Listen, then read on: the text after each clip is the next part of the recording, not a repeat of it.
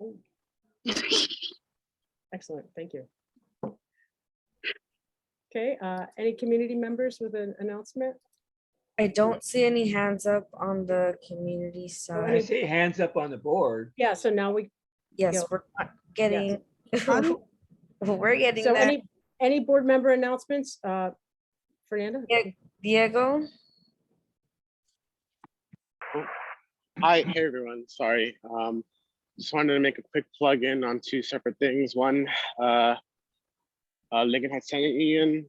They meet every Wednesday. No, every first and third Wednesday of the month.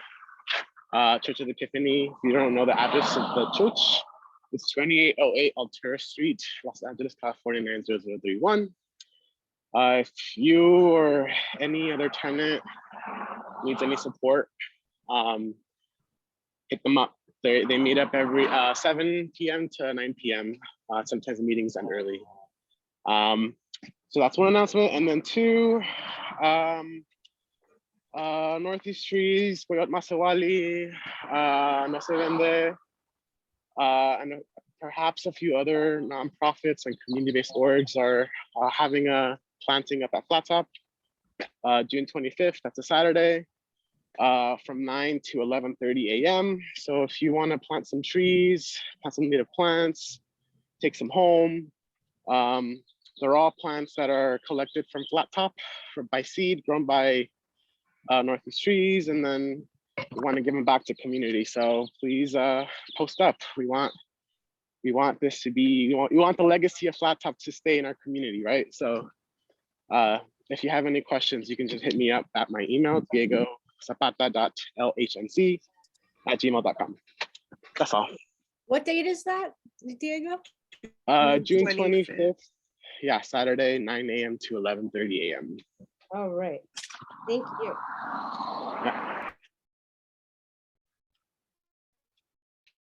all right, Selena. Oh, hi, I just, really quick, my ethics training is expired and I've been trying to log in and apparently my credentials are invalid, but they are because I wrote them down and they've been the same like for a really long time. And I haven't been able to get a hold of anyone. Like no one has gotten back to me via email. So I just wanted to let you know that that's why my ethics is expired. Mm, But I'm working on it. we'll try to get that ironed out. Thank you. Thank you. I'll talk to you tonight. Next board member. Esmeralda. I just have one announcement. COVID is coming. And please stay extra vigilant and aware so you don't get it. I got COVID first time, and I've seen people who haven't gotten it before are getting it now. So just protect yourself. I know things are opening up and stuff. I fell victim to Megan and I got sick. So that's also I had a question for Diego. What was the first announcement? I couldn't hear. I missed that part. Oh, we'll get back For on your- that. Okay. We're kind of time restricted, so yeah, just hit up Diego after the meeting. Sorry. Any other board member comments? Thank That you. was it. No more board member There comments? are no more hands up. Okay, so we have another comment. There, can you look in the attendees, Fernanda, there? Yes, we have Councilwoman Eunices, Councilwoman-elect Eunices. Hey, Miss- Do we want to take that comment right now? yeah, because that would be a public announcement. Hi, Eunices. Girl, we're sponsoring a party. Yes, break out the champagne, everybody. Yes, and we dedicate this evening to the long-term political career and end of Gil Tiberius Garcetti's Cedillo's long political career is about to end. Oh, I'm real sad about that. Yes, that's right. Because according to my votes, he's 281 votes away from the biggest miracle that CD1 has ever had. Yes. And remember, you need 10 years on the city council to get your lifetime pension. And Gil's gonna miss it by 5 months and 27 days. Oh boy, how about that? Yes. Nom, nom, nom, nom, nom. And why did this happen? Because Gil hasn't been showing the love to all of us, has he? No, he's been treating us like goats. Yes, he's been treating us like animals. Well, enough animals voted. I know I tried to click that ballot box, but my hoof couldn't reach up there. But believe me, this is going to happen, and you need to be prepared. What will happen when somebody who really lives in the city represents you? What will happen when somebody fights every day to give you good services so she can get reelected? What's going to happen? You will not be able to get used to this quality of service. It will be very shocking. But beware, the ballot stuffers are out there. Yes, the lobbyists are trying to do everything they can to get Gil back in. So we need to watch that LA city clerk count the ballots honestly, like Goat Puppet told you last week, and you've been doing it. Yes. So we will have the party. The party will take place in the former offices of the Lincoln Heights Neighborhood Council that you will once again get for no charge every year forever. Your lease will be rewritten for right. $1. All right. Yeah. All right. Thank you. That sounds I good. can't stop this thing. Hold on a second. I have an issue. If you think that's true, yes, human, it's true. Gil right. fucked up. Yes. Thank you, Puppet. All right, thank you. Yes. Go Puppet for Oh, public poor, comment. All poor right. Gil. I'm gonna get him I'm gonna. Public announcements. Let's see. Okay, so total one in phone and caller listener. Okay, so any other more public announcements? We're going to move on to government reports next. Anybody? I don't see him. So we're going to move on to item number 4, government reports. If there's any government official or city official who would like to speak, please raise your hand or press *9. You have 2 minutes to address the board and the community. I see Jose Galdames. Jose? Hi, thank you. My name is Jose Galdames with the Department of Neighborhood Empowerment, the Neighborhood Empowerment Advocate for Lincoln Heights Neighborhood Council. Just have some updates for the board. First off, just want to inform the board that the department has had some changes in its leadership team. So first off, they had 2 recent appointments to the department, one which Anne-Marie Holman and the other is Angie Mayo, who have now joined the leadership team. Our public information officer, Anne-Marie Holman, has been appointed to the newly created position, Director of Communications. This position was created during the recent budget process. In her new role, Anne-Marie will oversee and develop a broad range of communications content, the implementation of the digital communications policy, and the preparation of content from city departments for NCs to use in their communities. In addition, also we are pleased to announce the appointment of our new Director of Awareness and Engagement, Angie Aramayo. Angie was the most recently serving as a community business manager in Mayor Garcetti's Office of Economic Development. She brings an experience and knowledge of the neighborhood council system as a senior representative in the Office of Public Engagement. So we welcome them both into the leadership team.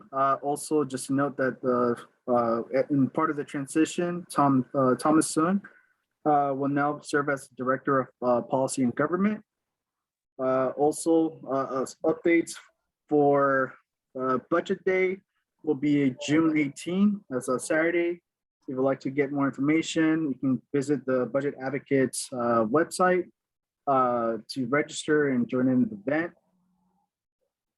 Also, Juneteenth, also known as the Julie Day. This is a federal holiday commemorating the emancipation of the enslaved African Americans. June also, so the city also has approved this recent holiday as well, which City Hall will be closed in observation for June 20th, just as a note. Other updates that we have for the Core Institute workshops, the department had 2 workshops this past month in May. One was regarding the parliamentarian procedures, how to conduct a meeting with confidence, and the other was the Brown Act and how it affects the neighborhood council system. So these sessions are available on the ParaLake.org website under the workshops and trainings. The recordings are available there along with the supporting materials. They've been provided. So please go ahead and take a look.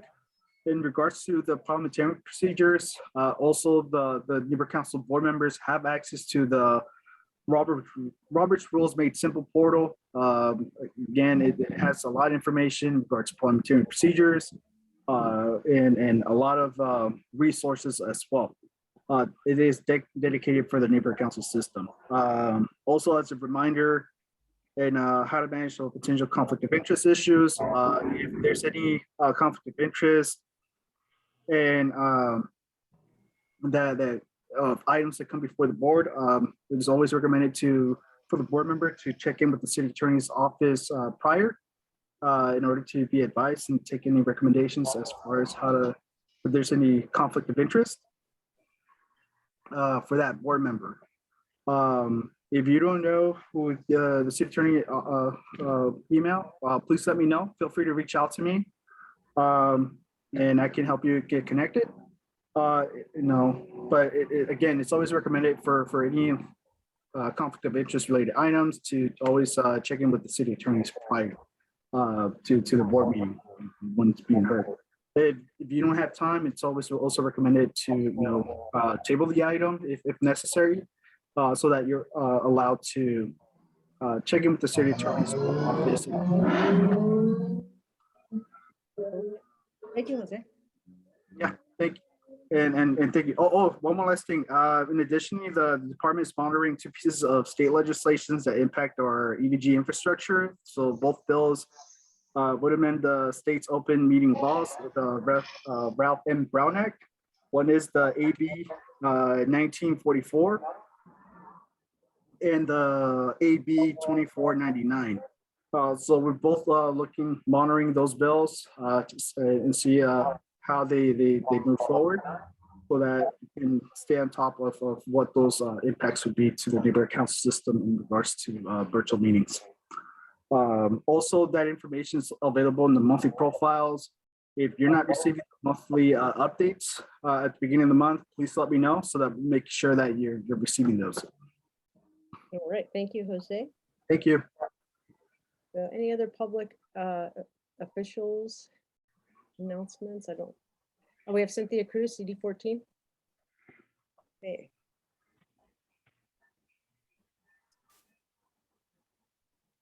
Hi, everyone. Good evening. Just really quickly wanted to give a couple of updates. We just wanted to let you guys know that tree trimming is continuing in Lincoln Heights on Lincoln Park Avenue, North Broadway, up to Block Prince Street, and on Manitou. So tree trimming is ongoing on some of those streets, and will continue into this week. And wanted to also share that this weekend we're going to have our monthly bulky bin at 2345 Lincoln Park Avenue. That'll be there Friday, the whole weekend, Friday through Sunday. And wanted to again remind everyone that if you guys have any locations that within CD14 that we can be sending our cleaning crew to, just send me an email and we can send them out there. They can do, I mean, basically anything, power washing too. So just send me an email if you guys have a location in mind so that I can have them go out there and you guys don't have my email, that's Cynthia, cynthia.v.cruz@lacity.org. And yeah, that's all I wanted to share. Thanks. Cool. Thank you, Cynthia. Mhm. All right, so now we're gonna move, seeing no more elected officials announcing, we're gonna move on to item number 5, committee announcements. If there's any committee who has like a little update, if you don't have an update, just don't say anything, I guess. So any committees have announcements? Just 1 minute. Any committees have announcements, please raise your hand. I have an Yes. announcement. Oh, sorry. Planning and Land Use Committee. Our next meeting is next Wednesday, June 22nd, 6 p.m. Zoom. Thank you. I have something really quick. Yes. I met with Mr. Galdames last week, I believe. Yes, last week, Thursday or Friday, regarding the upcoming elections, the primaries that take place in November, kind of just brainstorming, and I gathered a lot of notes. And I'm going to be sharing those with the elections committee at our next meeting. We've kind of already gone over most of the points, just like outreach strategies and whatnot. But we went over some pretty great information on where to get like demographic information. So I'll be sharing that with the committee and then later with the board. Just wanted to keep everyone on the same page. Cool. Lena. Any other announcements? Vince? Vincent? Apologize for that. Okay, so we did have the ARC meeting, which was a really good meeting. We had Raquel Beltran come on and basically say the same thing that Jose was saying. There was a lot of changes within the city, and there's still more to come. One of the hopes that we have is that maybe they've listened, because we did ask for the autonomy of a lot of the neighborhood councils so they can, self organize, affirmate on them, right? And so we think that's pretty good. We think that we're waiting to see what's going to happen with it. And we also brought up the digital new ordinance that they put under the changes to it. And she made a couple of things more clear that I'm hoping to get a document so we can share it with everybody, because I think the way it was written wasn't completely right, but then she made a little bit more clear yesterday. So that's all we had from ARC. Okay, any other committee announcements? I do not see any other hands up. Okay, so next we're going to move on to item number 7. Oh, wait, no, item number 6, Budget Committee. That would be Vince. Discussion and possible action on approval of May 2022 monthly expenditure report. We can do this pretty quick. Vince, we have that as a supporting doc. Pop it up on the screen. Oh, yeah. Fernanda, yeah, so it should be, oh, yeah, cool. So just to let everybody know about all our MPGs have been approved. We did have one that didn't respond back in time, and that was I believe, the Chi-Chi, it's not on here, the Chi-Chi Lounge for $2,500. So, but that's okay because we met our goals, right? So we have the 7,500 that we need to work with between now and the 20th, which I'm getting ready to do so we can start purchasing the items, because the 20th is the last day for us to use our card. So, but I'm going to go down this list. What you have here today is our normal $325 that we pay monthly for our public storage. We have the mail room that we pay monthly at $155, and that's for our website.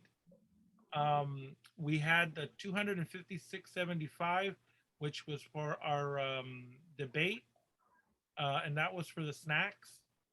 And then we had the Lincoln tutorial that was granted 5,000. Plaza de la Raza was granted 1,000. These are MPGs. LA Unified School District, this was for the event permits, was 266 for the debate. We also had the Lincoln High School Band Club that was approved for their $5,000 grant. The Abraham Lincoln High School was also approved for $5,000 grant. Buried Under the Blues grant was approved at $5,000, bringing the total to $15,266. Cool. I'd like to make a motion to approve our May monthly expenditure. Do I have a second? Second. Ben seconds. Is there any board member comment? Public comment? For any, I don't know if you could, I can't see the public comment on my side. Oh, yeah, we have one hand up for attendees. Let's see. Okay. It's a puppet.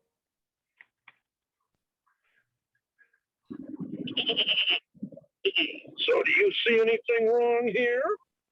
Nope. Well, then why do the other 98 neighborhood councils, why are they having problems with their budget? See? That's because people here aren't having mental issues with politics. You get the business done. And it's good that you reached out and talked to the demon, Raquel Beltran. But beware, she's trying to make you her friend.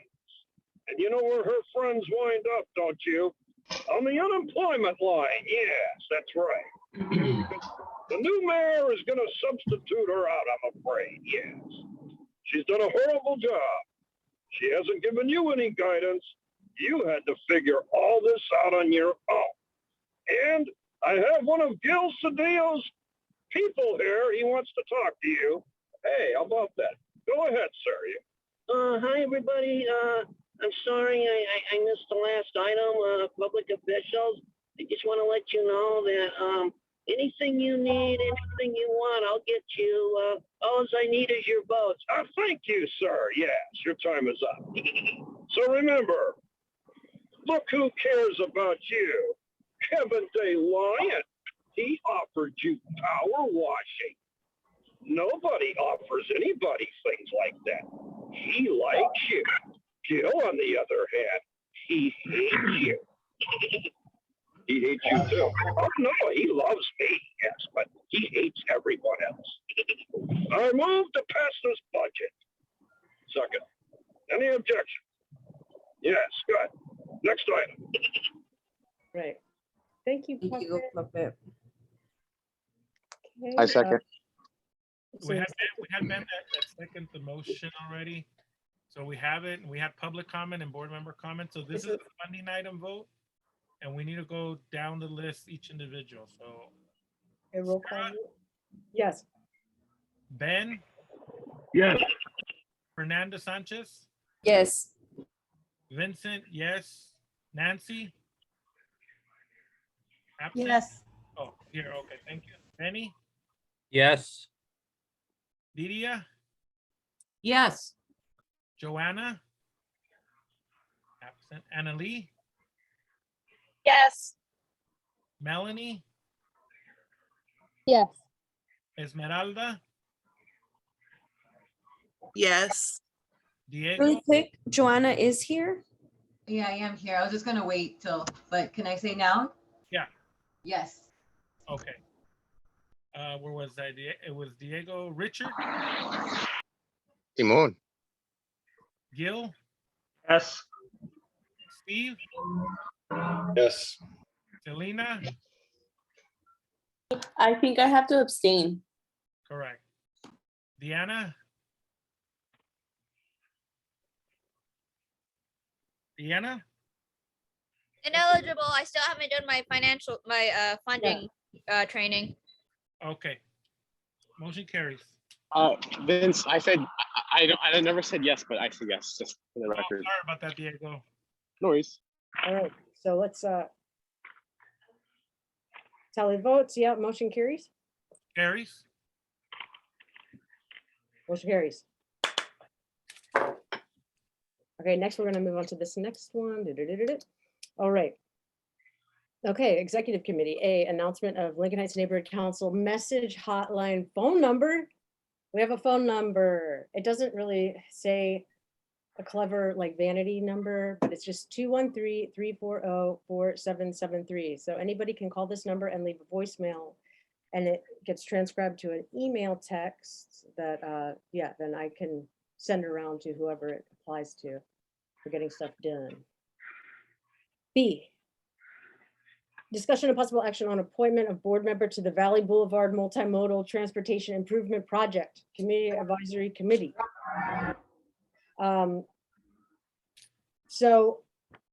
I don't know if anybody knows what that is, but they're widening and then totally changing Valley Boulevard where Lincoln Park is, where the train is. They might run the train under. They're widening it because of how the 710 wasn't built.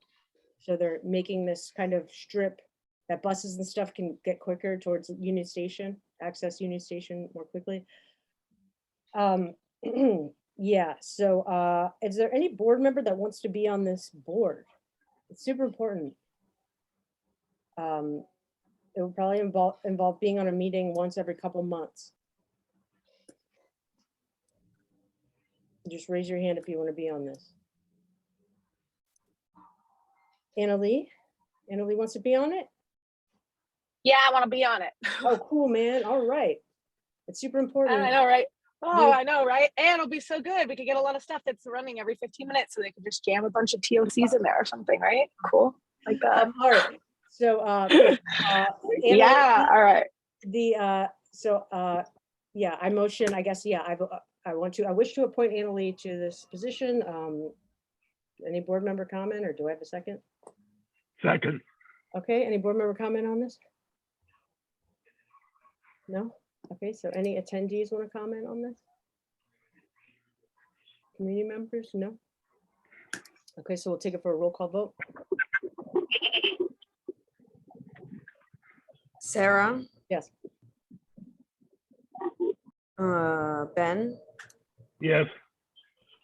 Chente, Yes. Nancy, Yes. Benny,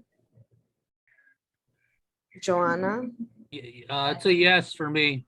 Benny, yes, I'm sorry, Joanna, Yes. Diana, Yes. Melanie, Yes. Didia, Yes. Diego, Yes. Gil, Yes. Richard, Simon. Steve, Sí, yes. Selena, I abstain. Esmeralda, Yes. and Fernanda. Yes. All right, Motion carries. motion carried. Yeah? That's all yeses? And yeah, all right. So we'll move on to item number 7C. Announcement of vacancies. I hereby announce these vacancies. LHNC vacancies, youth representative ending in 2023, business representative ending in 2025, another business representative position ending in 2023, community-based organization rep ending 2023, area 1 rep at large ending 2023, area 3 rep at large ending 2023, area 3 rep resident ending in 2025, area 4 rep resident ending in 2023, and area 6 rep resident ending 2023. So in these supporting documents, I have included a map and the description of the stakeholder qualifications for these positions. The commitment would be the meetings are the first and third Thursday of the month, 6 to 8:30 p.m. Zoom meetings. And then you would have to join one committee, which those meetings meet usually monthly, less than an hour. So Secretary Sanchez and Ben, do we have any applications for any of these positions? We did receive one completed application from Jessica Johnson. She said she would be late to the meeting. I don't see her on the attendee side. Okay. Okay, well then, we do have another application, Nima, right, Ben? Yes. Nima Madivian on the attendees. Nima, yeah, Nima applied for, I believe, CBO position. Nima, you have 2 minutes to sort of make a statement about like yourself. Fernanda, can you unmute Nima? Yes. All right, Nima. All right. Hi, everyone. First of all, thank you so much for my application. I'm actually a new resident to Lincoln Heights, as well as I've had a business based out of Lincoln Heights for about a year. And I'm looking to obviously get more involved in the community. I have a broad based business background, between San Francisco and Los Angeles. And I've been living in Los Angeles for the past 3 years, 1 year of which has been kind of in Lincoln Heights area with my business. Cool. All right, and then the name of your so CBO, so you have a community-based org, a nonprofit? No, it's actually, I was applying under the business stakeholder. The name of the business is Brainiac Center. We provide psychoeducational services to schools. We're working with a few of the schools in the area right now. Okay, so business rep, Correct. Brainiac Center, and that will be an LLC. Yes. All right. So we'll open it up for board member comments or questions. Yeah. We have Diego. Thanks, Fernanda. Nima, you mentioned you were working with schools. What local schools are you working with? Currently, we're working with Avance, Academia de Avance, and we've got a couple others that we're talking to expand. But we've worked with Avance for about a year now. Okay. Avance would be, is that the USC, that school over there? What's the address of the school? I can send you guys the exact corporate address, but they have 3 campuses. In Lincoln Heights? It's a charter school, right? Yeah, they're a charter school. So what schools are they? It's Avance is the actual school. We work with K through like all the middle school and everything like that as well. But there's no school called Avance. Well, that's like the balloon org, right, Benny? Yeah, I'm not too familiar with Avance. I know, I mean, I'm surprised that there's 3 schools. Are there 3 schools in Lincoln Heights? So it's a charter school. So our headquarters in Lincoln Heights, it's on Sichel Street. It's also my residential address. And Avance is, I want to say, about 10 minutes away. I can send you guys the address of the actual school that we're working with.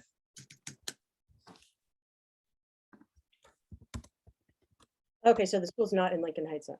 Well, that's like one of the schools that we're chartered with, that we work, but our services, I mean, we provide psychoeducational services to, multiple schools. So we're not just bound by one school.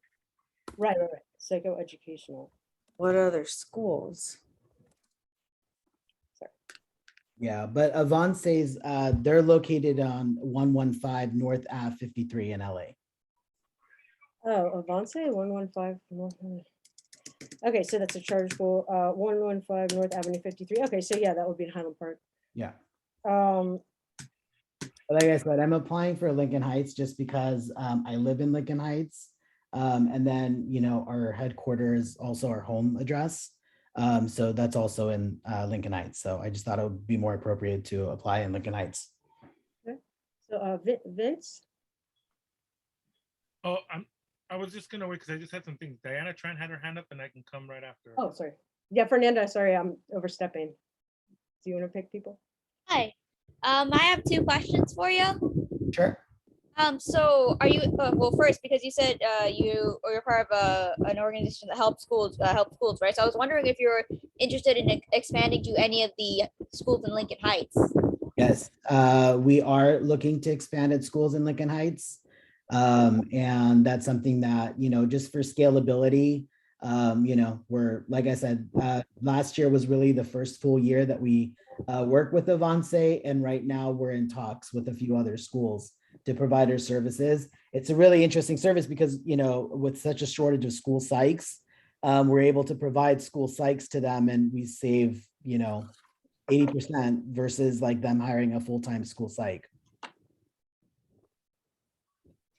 Great.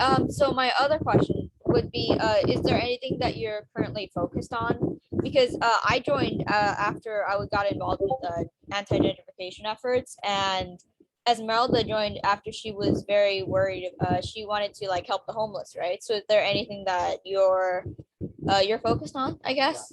Yeah, to be honest, I really want to work in, you know, in the business side of Lincoln Heights. Just some of the things that I've kind of witnessed at Lincoln Heights with just the, and even the last meeting that you guys spoke about, you know, the way that the Avenue 22 was closed and how there wasn't really a lot of help in terms of like helping some of those individuals with permitting processes. I really want to step in and be a voice for the business community. Like recently, I also was looking to join like the chamber and to get more business support in Lincoln Heights. And it seems like this is something that I can really help with, just based on my experience and even sitting on various boards of chambers and so forth.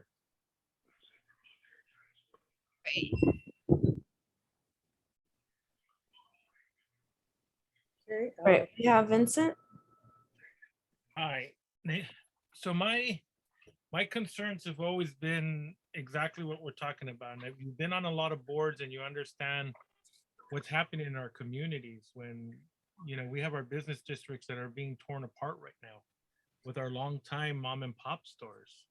So I'm curious to find out, where do you stand on long-term businesses that have been here and our business areas being gentrified out and then being replaced by these really expensive establishments that come in, right? That most of our community cannot afford. How in your experience in the past being on those boards, did you guys deal with it? So personally, for me, I think just being a business owner, and again, you know, this is like not my only business that I have. And I think we're also heading into like really rough times just with the economy and everything. And I think it's even more vital now more than ever to really, you know, help businesses and to give them a voice so that they can continue to grow and sustain, especially when we're seeing a lot of businesses going out of business. I think as a like a neighborhood council, you know, really providing opportunities where businesses just feel like they have a voice and they can come and really just, you know, do a lot of outreach. And those are the things I really enjoy. And this is why I want to be a part of the neighborhood council, because I do want to, you know, kind of help with some of the outreach and, you know, really working with the mom and pops and, you know, helping them just kind of succeed and not, you know, be gentrified and keep the essence of Lincoln Heights intact. Okay, and my last one is, what are your views on street vending? I'm personally for them. I just think that, you know, we need to help them with like permitting and making sure that they're adhering towards, you know, like health department codes and so forth. But I think a lot of it has to be education so that we can't, you know, so that they feel that they do what they need to do in terms of, you know, having the right permits and really teaching them, like setting up workshops to really teach them like, look, this is how, you know, you can apply for a permit. And I really feel like, you know, as a community, just kind of having meetings and touching bases with those, because I do see a lot of these vendors in Lincoln Heights. And I think it is a great business. And I do personally support them and try to buy from them. But when I also talk with them, it's kind of like, you know, some of them, they have the right intentions, but they don't know how to do it. So, all right, we have Gil.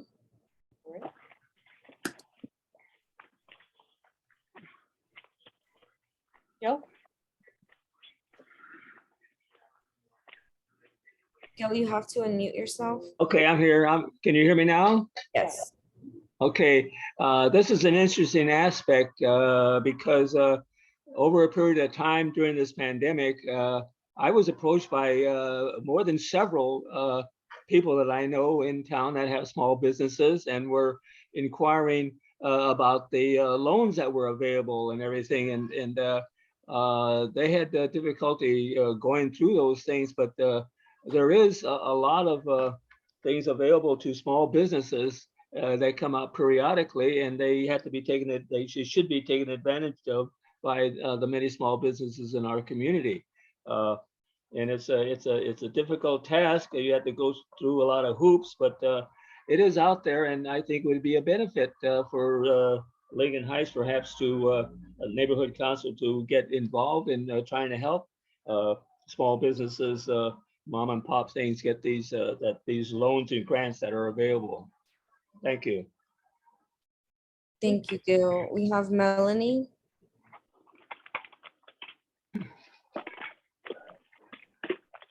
Sorry, couldn't get to that unmute button. Hi guys. Nima, I was wondering, what is your background? In like, how did you get involved in it's called education? Psychoeducational services. So my background, obviously, well, my background is finance, as well as I also own co-working spaces. I'm also looking at venues in Lincoln Heights to open a creative space. I'm in talks with one particular location right now. And the way that I got into Brainiac Center was that with my son's school, they approached and they had a shortage of school psychs. And I happened to just meet my business partner, who's now my business partner. And we uncovered that there's such a need for this service. And so we got together and decided to form the company actually 2 years ago, but we really went live last year with our first school. And in addition to providing those services, we're also doing, training of teachers with, being able to look out for like emotional needs and doing emotional assessments on students and helping them in the classroom to be more, cognizant and looking for certain signs and really customizing some of those educational things, especially with the special ed kids. I'm new to this. I have a daughter who's developmentally disabled, and she will be going into LAUSD, and we're working on her IEP, et cetera, right now. So I'm trying to figure out, isn't this a service that is already offered by the school district? Is it similar to what the school district is already doing, or is this only for charter schools? I'm trying to get a...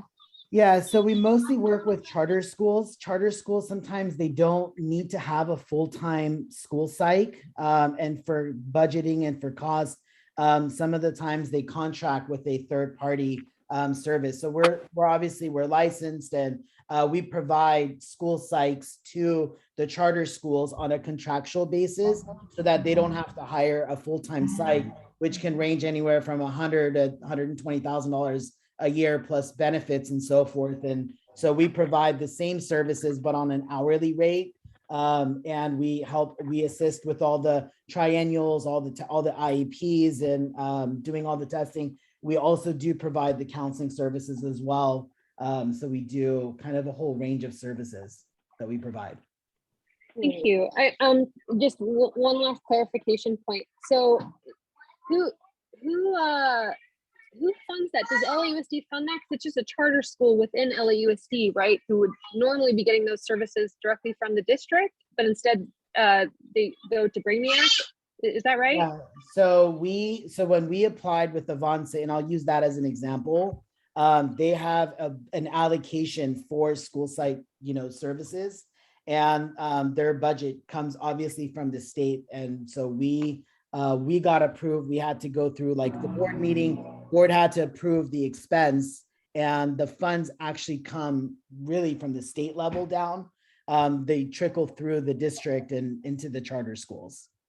But charter schools typically, they have a little bit different, like if they're not a charter school, then there's different requirements, but charter schools, they have a little bit more freedom in the way that they can handle some of their staff for these services. And we're not the only player in town. There's actually other much larger organizations that do something very similar to what we do, but we're very fortunate that, my business partner does have a lot of contacts with the schools, with the charter schools in the community. And we're able to work with a few of them and really provide a little bit more intimate service because we're not such a big business, and we provide kind of a 1-to-1 school psych ratio for each of the schools that we're working with. Cool. Nima, I have a question. What's Black Triton Group? It says you're the CEO of that. What is that? That's my holding company that holds all my other companies. I've got 10 other companies that I'm working with, but I'm applying for this particular, with this neighborhood council under Brainiac Center, not my holding company. Okay. So board members, if you've already commented, please just do one comment. Esmeralda? You, hi, Hi. I'm Esmeralda. You said that your business address is in Lincoln Heights. Did you think about, or was like reaching out to a school in Lincoln Heights first before the one in Highland Park? Like, did you think about? Yeah, so it just so happened that the Lincoln Height, that particular school had reached out to my business partner as they could not find a school psychologist. And we weren't even fully, like, we were still finalizing our licenses and so forth. And that's the only reason why that ended up being our first school, is because they approached us in that they couldn't find school psych. So our plan for this year, really like summertime, this is where a lot of schools are starting to make some of those changes. And so now that we are kind of fully operational, we've got 2 school psychs right now. We're ready to take on a few other schools, and we're looking to obviously reach out to a few of the other charter schools in the neighborhood to expand our services to them as well. Cool, thank you, Nima. All right, guys, because of time restrictions, do we have any more board members that haven't commented yet? Ask questions? No? Okay, so we'll move to public questions. Any members of the public have any comments? I see you go. 2 minutes. Sorry. Yes. So we have skeptics here tonight. Yes. What are these 11 holding companies? Why so many? Why do we have such a structure? Well, I don't know. It sounds a little like Donald Trump, doesn't it? We should have just one company. Yes, like we have one neighborhood council, but all these different companies being held by other companies, I don't understand the need for this, do you? Oh, sure, I do. Oh, then please elaborate. Oh, that's when you file Chapter 11. Oh, okay, yes, very good. And maybe he will teach us the secret of the benefits of a corporate reorganization. Yes, you're still upset about all of those oppositions. Yes, we didn't trust him either. Not at first. But if he will pledge his allegiance to our new councilwoman, Unisys, then Go Puppet will support. Otherwise, I will have to oppose this nomination. Oh, you're pretty tough. Well, what do you think? Yeah, I moved to table this nomination. Yes, that's right. Yes, we have to do a little more background check, a little more thought about this. Yes, see, all these holding companies, I don't know what these holding companies do. Who do they employ? And what in the world are we doing with 11 companies, each with its own taxpayer identification number? What in the world is this world coming to? Donald Trump has moved to Lincoln Heights, and I'm afraid. All right. Thank you, Puppet. We have Eli. 2 minutes, Eli. Can you hear me? Yeah. Okay, perfect. You know what? He took my words. Honestly, I'm hearing it, and it seems like opportunistic move to run for neighborhood council. So I completely agree with the previous speaker. I just want to know, and maybe, have it out there. What are your other companies? Are you trying to bring in new businesses? Is this your way of bringing in your own businesses? I don't agree in using the neighborhood council to bring in new businesses as we're trying to save the businesses we already have in our community. Thank you. Thank you, Eli. Can I respond? Mhm. Yeah, I'm definitely not trying to bring in new businesses. To be honest, it's more of supporting more of the businesses in the community.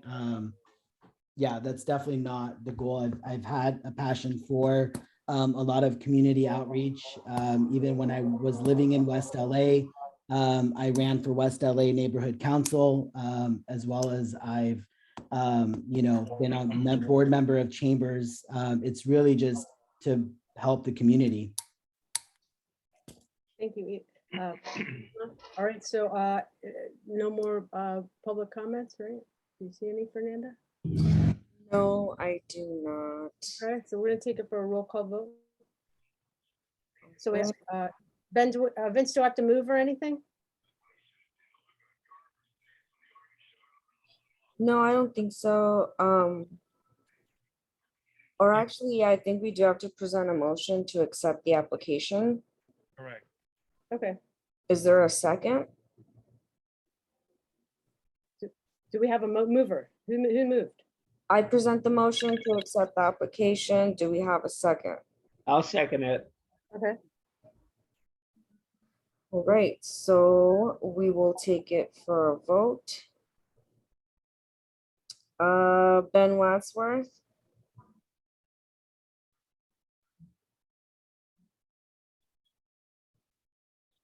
Ben?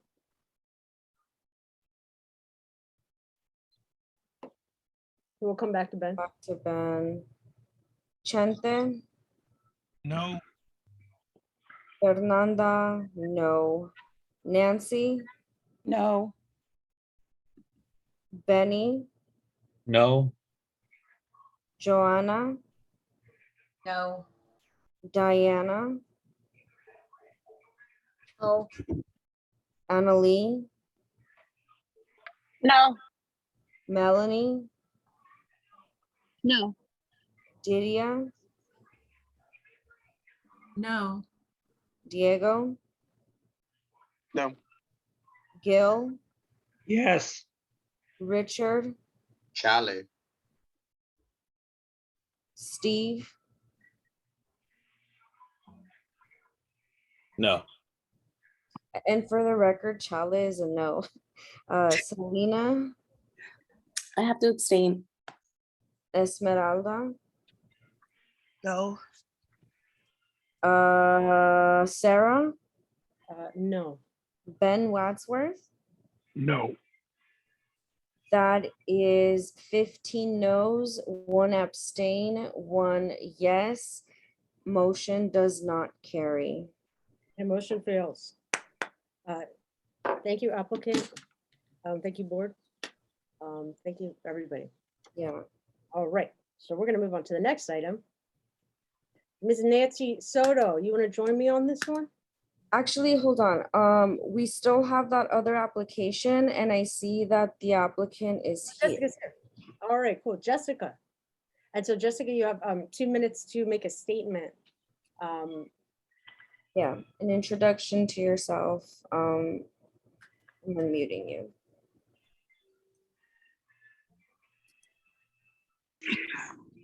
Hello? Hi. Can you hear me? I can't see you guys, but can y'all see Oh me? yeah, we can see you. Hi, everybody. Sorry I'm super late. I just got off work with the kiddos. I am not from Lincoln Heights. I am actually from North Hollywood. I moved to Lincoln Heights 6 years ago. We are raising our kids in Lincoln Heights and we actually live off Main Street. So the reason why I wanted to join the neighborhood council is because, I mean, we plan on raising our kids here. So we'd like to keep it as community-based as possible. So that's why I decided it was time to get involved so we can have, some say in what goes on in our neighborhood. Cool. Jessica, what seat are you, what area would it be? I think it's number 3. It's for area rep 3, representative. Let me pull up the application. And I have the area map on the supporting docs too. Yeah, it's number 3 for sure. So that runs from Broadway south to Lincoln to Valley Boulevard. So it encompasses Lincoln Park. And right now we have 2 seats open. Yeah. All right. So Which one is she running for? I believe it's resident. Is that correct? Resident, yeah. Yes, resident, not stakeholder. Okay, should I just open it, in the meantime, open it for board questions, Vince? Yeah. Any board members have any questions for the applicant? Any board members, raise your hand.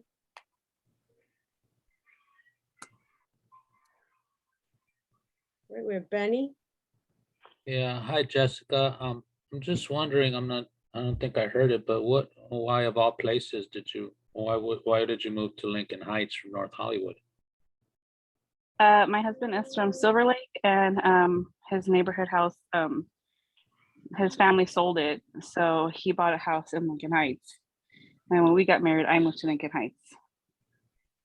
Okay, thank you. Mhm. Right. We have Melanie. Hi, Jessica. What are your main concerns about the vast number of problems that Lincoln Heights is facing? What's closest to your heart here? What are you worried about for our special neighborhood? Mainly the I don't want to say gentrification because it's kind of not, technically it's not, but it is a gentrification. I'm concerned for all of our neighbors because a lot of them don't own the houses that they live in. Like my husband and I own our house, so I'm not too worried about, if we ever get an offer from them. But USC is buying up all the property in Lincoln Heights, and they're not paying people out the way they're supposed to be paid. So that's what I'm really worried about, is the gentrification of Lincoln Heights, because my kids are going to grow up here. They're small, they're under 5, so I don't want them to grow up in I guess it'd be nice to have a big city, but not where all the neighbors are constantly being flipped over and over and over. Like we live right off Main Street, so we're right across from the brine that's being built. So that's a big concern, that they don't really care about our neighborhood. It's like, if you're gonna tear it up, at least give something back to our community. But none of that's being done. So tenants' rights for sure, because I don't think any of them have, or a lot of the people in Lincoln Heights have or know what their rights are, because it's such an older community. Thank you, Jessica. Esmeralda.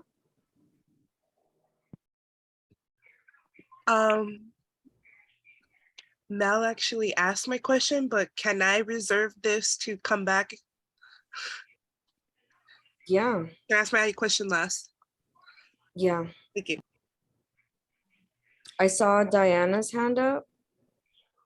That was a mistake, sorry. Okay. Annalee. Yeah, I just wanted to ask, since you're over in that area, and are you aware of the USC master plan? And if so, how do you feel about that? So my family is actually in property management. They're actually not in Northeast LA. So my mom works for a huge property management company. And when I brought up the brine to her that I saw on the Instagram page, she's like, oh yeah, like that's been in the works for years. And I'm just like, what? Like the resident, I had no idea. I'm always telling my husband, like, I have no idea of any of the stuff that goes on. Like community wise, there's nothing that goes on. Every time I see a neighborhood thing going on, not a neighborhood thing, but like an event going down at Plaza de la Raza, I'm like, why didn't we get invited? So I do kind of know what's going on with USC, and that they bought, not that they bought, but that they've given them kind of like the green light to tear up that whole area. So that's obviously I'm really concerned, because that's where our house is. I tell them on Instagram all the time, like, that's where our house is at. We own our house. Our neighbors next to us don't own our house. I don't know if Tres Cochinitos owns that property either, but once they start knocking, I don't know what's going to happen to that whole block. I think it's like 4 or 5 houses right there that it's I think it's been zoned for USC. So scary, because we can't afford anything else. So Thank you. We have Diana. Hi, so Jessica, you said that like you moved here like recently-ish, and like you're concerned about gentrification, right? So Say I it was again? wondering, so you moved here like recently-ish, and you're concerned about gentrification. Are you interested in getting involved in like any community-based organizations to like help reach Yes. out about tenants' rights and stuff? Yes, I would love to. Actually, one of my, I help, actually volunteer with, I think you guys gave them the grant recently, New Familia Health. I am actually a lactation educator with them. And one of our Chichico Madres, which is what we call ourselves, works for SAHE. So I would definitely be interested in helping with tenant rights. I am new to the neighborhood. I've been there almost 7 years in December, so I'm still new, but I would anything to help the community stay intact. So How many languages do you speak? I speak English and Spanish fluently. Oh, awesome. And did you say arroz con chinitos? Did you say arroz con chinitos about when you were answering the USC question? Los cochinitos? No. Oh no, I said tres cochinitos. You know, tres cochinitos next off Main Street. It's like right after East Lake. Oh, you know, the it's menudo a place. Yeah. Yeah, it's a restaurant. Yeah. I don't know if they own their property, but they've been there for years before I got there for sure. Yeah, gotcha. Sorry, I just wanted clarification on that. But yeah, thank you. Those are mostly my questions. All right. Thank you, Diana. And I do have a question. I wanted to go back to one of the responses that you had given. I think it was the first one where you mentioned that it's not gentrification. I'm curious to see as to why you had said that in terms of what's happening here in Lincoln Heights. Like, what would be your opinion if it's not gentrification? No, it is definitely gentrification, even though that's not what USC and all the realtors are calling it gentrification. It's definitely Oh, I see what you meant. gentrification. Okay. That's what they're saying it's not, but we get like every day we get a letter in the mail from realtors trying to buy our house, and we're like, no. No, constantly. Yeah, it's definitely gentrification, even though that's not what US is calling it, even though they're doing whatever, fair housing, it's not, or affordable housing, even if like 10%, like half of the unit is going to be, yeah, no, it's definitely gentrification, even if USC and the realtors aren't calling it gentrification. Yeah. And then just to clarify, because I may have misunderstood you, but did you say something along the lines of that you have family that are realtors that bought the brine or something like No, that? my family works in property management. They've been in it for 25 years. And the owner owns like 200 properties across LA, but he's not in Northeast LA because he is a slumlord. He is for sure, I know it. He didn't want to get into it. He told her before the brine was even in the works, he's like, oh yeah, that whole city is getting torn up for USC. Yeah. And I'm like, I knew it. So it's been in the works for a long time. My whole family is in property management, and they know they don't like Northeast LA because it's rent controlled. And like so I know some stuff about how the property management industry works.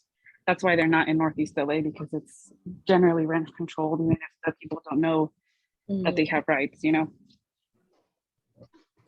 Thank you. We have Diego. Thank you, Fernanda. Hi, Jessica. I'll try to be quick because I know we have a lot of stuff on our agenda. So Jessica, my question to you is, what are the qualities that you have come to love about Lincoln Heights, and how do you express your relationship to our community?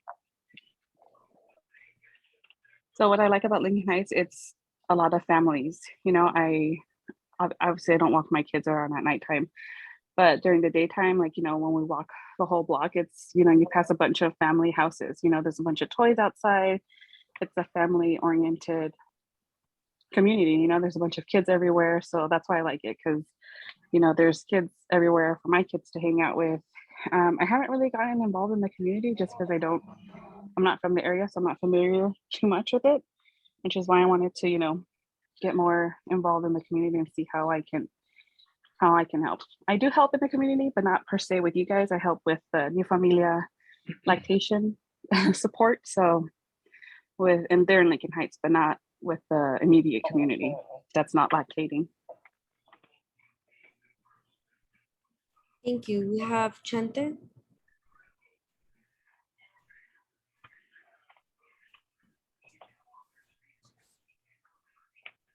Chente, you are muted. I apologize for that. Then what was I gonna say?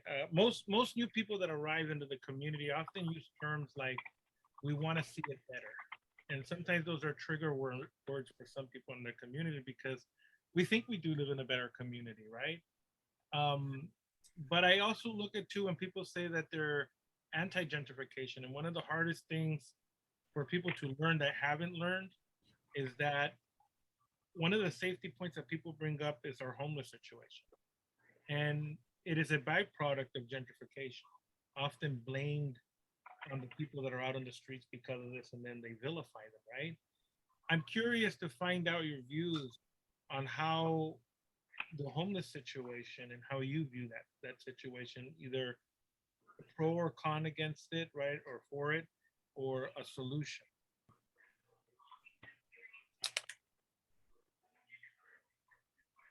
Hold on, Lucas.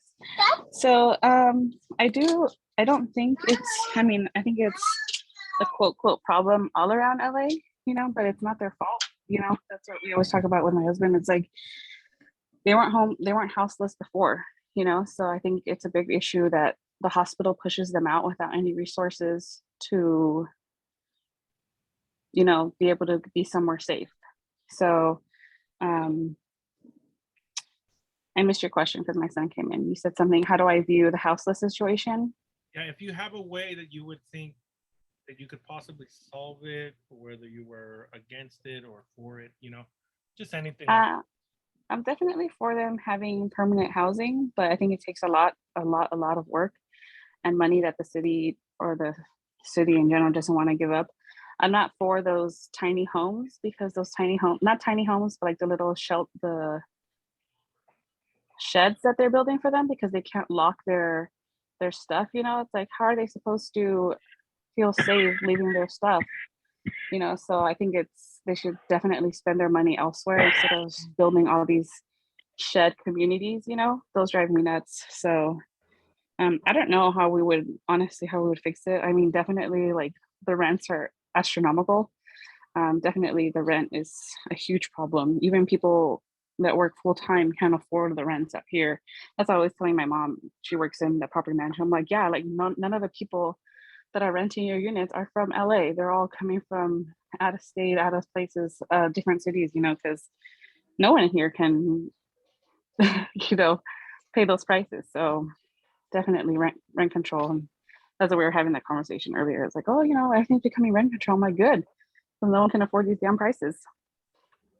Thank you, Jessica. Thank you, Jessica. Any other board member questions? Esmeralda, do you want us to circle back to? All of my questions were answered. Everyone, awesome. So I'm good. Okay, cool. And all right. So any public questions or comments for Jessica? You have 2 minutes. We have rope puppet. Yes. Yes, that's right. That's what they're called. Tool sheds. That's right. We should not be housing humans in tool sheds. No, not even goats like myself are allowed to be in there without proper air conditioning and ventilation. Yes, and ventilation. Good. That's right. I think she hates developers. Do you hate developers? Oh, yes. Gil taught me everything I know about them. They're demons. But she also comes from a family that deals with demons in the property management business. And she has an open mind about it, yes. So you see the difference between these two applicants. The demon before and this lady afterwards, yes. And she owns the home. And they're trying to buy it from her, yes. I would never sell our home to any developer. Well, what about the $2 million? Oh, yes, if somebody gave me 2 million, yeah, I'd sell it tomorrow. Yes, that shows you what a con artist I am. Okay, but we're not going to sell. No, not for 1.9. No, we want 2 million. So we will move this forward. Yes, this is a good one. And we will give the official symbol of approval right now. And there it is. There we go. Yes, there it is on the screen. Good puppet moves to move this forward and hope that the developers will all get COVID, monkeypox, AIDS, and strokes for 2022. Here, here. Yes. And again, remember, if you're a friend of Gil, you might be a friend of Maury Goldman. People that I don't hang out with. Thank you. What about? Yes, very good. Is that it? Okay. Yes, that's right. All right. So Any other public comment? Okay, then we're gonna take it for a vote. Roll call vote. So we have a. who I- made this? I Sorry. motion to accept the applicant. Do I have a second? Second that. Second. Oh, Seconded by Steven. I'll go ahead and call for a vote. Sarah, Yes. Ben, Yes. Chente, Yes. Nancy, Yes. Benny, Yes. Joanna, Yes. Diana, yes. Annalee, Yes. Melanie, Yes. Didia, Yes. Diego, Aye. Gil, Yes. Richard, Simon. Steve, Yes. Selena, I abstain. Esmeralda, Yes. Fernanda, yes. That's 16 yes, 1 abstain. Motion carries. Motion carries. Congratulations, Jessica, new Area 3 resident representative. Yes, so I'll be sending you an onboarding email. Very important Okay. area. All right. Thank you. Thank you. All right, so we're gonna move on to item number 8. Nancy Soto, you wanna? Yes. You wanna run with this item? You wanna read it and talk about it? Oh, goodness gracious. Yeah, I'm gonna read it then. Okay, 8. you read it and then I'll chime in. Okay, so 8, discussion and possible action on letter to CD1, HCID, and Department of Social Services regarding the victims of the May 27th, 2022 apartment building carport fire on Avenue 28. Okay, it was in the night. Family with a 12-year-old disabled son, bedridden. He lost. In the fire, they lost their family transport vehicle for transporting their son. And they lost their job. The father lost his job truck. He has a painting business, and the mother lost her all of her sewing machines. She had a seamstress business in the back. Immediate relief is needed. Nancy and I visited the tenants, and this was what on 28. 28 between Johnston and Clifton or whatever. The house went up in flames. Nancy, can you talk about it for a sec? Yeah, so it was their garages. They were all lined up. So they lost their, the mom had her sewing studio back there, and then they were also keeping the ex-husband partners, all of his like house painting equipment. So let's see, what did we tally up? So oh yeah, and then the son's vehicle too, which they use to transport their child with disabilities. So the car is really important. He's bedridden. He cannot. Yeah, he's bedridden, and they were. It was really scary because he's on oxygen, so that was really dangerous too, because it's flammable hazard. So let's see, should I read out? So tres máquinas industriales, so 3 industrial sewing machines, and her total was like $3,000. Her son's vehicle, $7,000. Two house painting machines, and those were $7,000. And then also a floor cleaning machine after the painting is done, and that was another $1,500. So they lost most things of value. Like most things of value were stored back there. Yeah, so when Nancy and I went, it was all fried in the back. Yeah, the car, you couldn't even tell what model the cars were. They exploded and sent gas everywhere. So the apartment building has, I don't know how many tenants, maybe like 5 families. And so they're in the back and they have this son, and they couldn't get out. When the fire was happening, they couldn't, because the mother was there alone. She couldn't get the son out, right? So the neighbors had to come and help. So basically, me and Nancy did a recon mission. We went back to check on the tenants, and super alarming. They lost their source of income. They lost the transport for their 12-year-old son, who just couldn't, he cannot move without assistance. So we're wondering if the city or the county has any, what can we do to help them, right? What can the city do? So, right, Nancy? Yeah, and also, it's very convenient for her to work from home, to have her sewing studio there, because her son has to be at home most of the day. He's there 24 hours, and she needs to care for him. Just so everybody knows, this fire was so insane. It was this huge picture from Flat Top of flames just shooting into the air. Like everybody was panicking. It could have been a lot worse, but yeah. But yeah, it was super dangerous, scary. Also, she's a single mother of 2. Mm-hmm. And her son's computer and his schoolwork was also destroyed. Yeah. So, so should I move?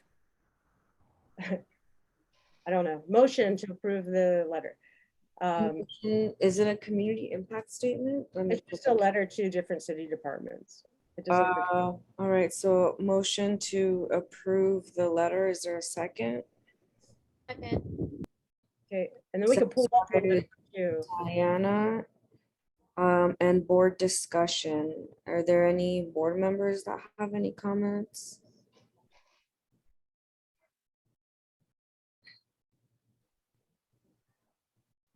Okay, Diana. So for clarification, we aren't like sending them any money. We're sending a letter to ask the city to help give them money. City attorney, Department of Social Services, and CD1, Gil Cedillo. The area in which this lies. Yes. Okay. It was such a horrendous fire. So if you go to the link on the agenda, it's a link to ABC News there, and then you're telling the story about the panic and the nightmare. Everybody freaking out. Horrible. It was a tragedy, right? So we're just wondering what the city has in line for when things like this happen, right? Or the council. Is there any way for us to like give them money if we still have any? No. All right. Melanie? Thanks, Sarah and Nancy, for doing this recon and bringing this to our attention. For sure. Thanks, Fernanda. I might have missed it, but this was an apartment building. This family doesn't own the apartment building, right? No, they're renters. They have a landlord. Or... Cool. So then, I'm just the fact that they had a hard time getting out. I'm just wondering if there's like a civil suit here against the landlord or anything, because their safety should have been like first and foremost a concern. There should have been a fire like evacuation plan. Well, the reason well, I'm sorry. No, go ahead. Oh, the reason they were having difficulties getting out was because they had I believe the son that is bedridden, if I remember correctly, she said he was like close to 6 feet tall. So, you know, they were having trouble getting her on her own, getting him out. So luckily she wasn't home alone, but you Yeah, know, they that have was. to use it almost looks like an engine lift for a car. It's like a gantry type of thing that you like strap the person in and you lift them out, and then they have steps out the front. So yeah. Yeah. Also on their front door, it has no smoking signs everywhere because of the oxygen tanks. So the fire was like feet away and it could have exploded their unit, which is super scary. In any case, yeah, the civil suit stuff, that will be on them, but we're just trying to see, and that's a really good point. So it's just a letter to like Cedillo and them and the city, like, is there any protections, right? Because they've lost their source of income during, it's still a pandemic, right? And the vehicle to transport their son. And if there's an emergency, well, what the hell's gonna happen, right? Also, I remember, Sarah, it was their backup wheelchair was also destroyed. Yeah, the pictures are really bad. So Right. the letter basically says what we're saying. I don't know. Oh yeah, there it is. I have a quick comment too. I mean, the landlord should have or is supposed to have insurance. And I'm sure he's gonna file a claim since there was a fire, and I'm wondering like if there's any sort of thing we can do about that. Like they should probably get something out of that too. I'm wondering if maybe like as a community, we can also put up a GoFundMe or like a drive for them. Maybe somebody has like a machine they want to donate or something like that. That would probably be a good outreach organization to put together. Yeah, the reason we got in touch with these tenants is because we were told that when the news came to report, the landlord was there and he wasn't really letting the tenants talk. And so they said, you got to talk to this family. Their kid almost, burned alive, he's disabled and they need help. And just really tragic. So there should, I just want to see if there's something already set up in the system for like when stuff like this happens, besides like private civil suit. They need immediate help. So, any other board member comments? No, any public comments? I see Mel. I see. No, not me. Sorry. Oh, Benny? I'm just echoing the comments that were made by like Diana and Fernanda about us helping out. Like definitely we should ask the city if there's anything they can do to help, but I like the idea about the GoFundMe. Maybe that's what we can do. I don't have experience setting one up, but if anybody does, I can definitely help, spread the word. But yeah, we got to do something. Thanks. Okay. Thank you, Benny. Public comment, Goat Puppet.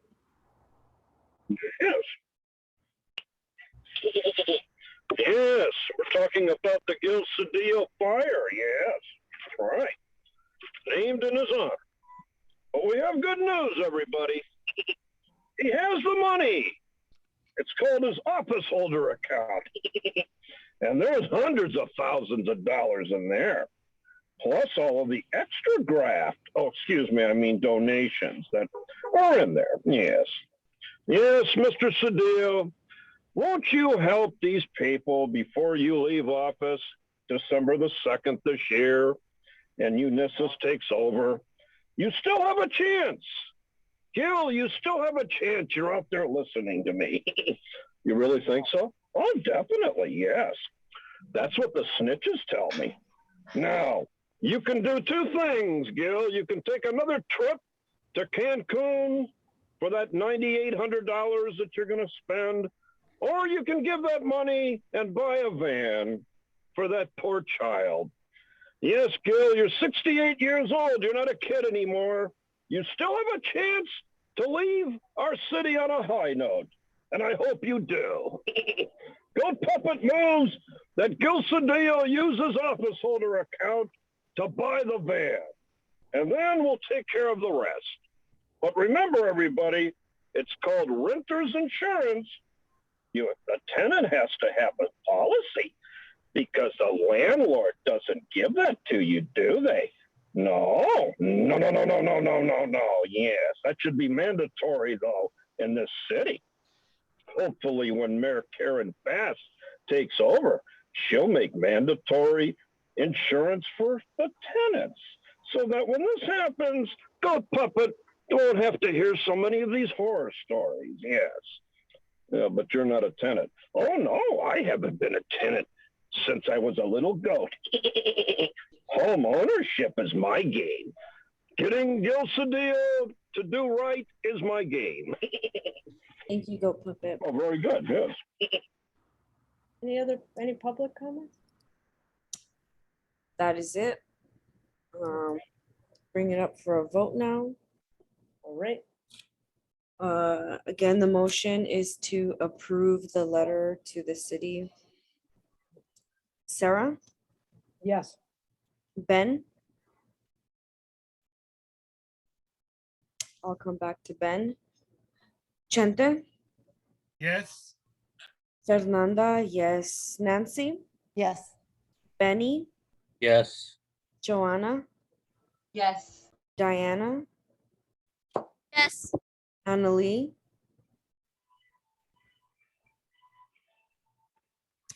Melanie? Yes. Didia? Yes. Diego? Aye. Gil?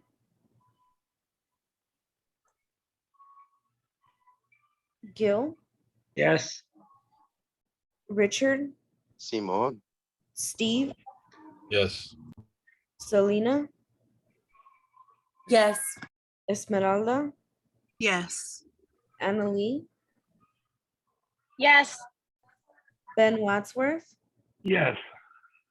It's unanimous, motion carries. Motion carries. Oh, and Annalise, what's your vote, Annalee? Yeah, she said yes. Oh, yes. Okay, motion carries. So the letter will be sent. Thank you, everybody. So with the next item, I'm gonna save that for later. I'm gonna reorder these items. Seeing if he can call in. Okay, so we're gonna move on to item 10. Discussion and possible action on letter to City Attorney, CD14, Kevin De Leon, and Department of City Planning regarding the immediate need for the instatement of anti-gentrification zones, ICO interim control ordinance in the USC Biotech Corridor adjacent properties bordering the Adelante Eastside Redevelopment Plan here in Lincoln Heights. So we have a rough letter that we wrote. And so before we go on to it, I guess I'll move to approve. Do we have a second? Well, we don't have the letter up yet. Let's see. Fernanda, can you see it in the supporting docs? Let me pull it up. Yes. Okay. So Fernanda, do you want to talk about this? Yeah. Okay.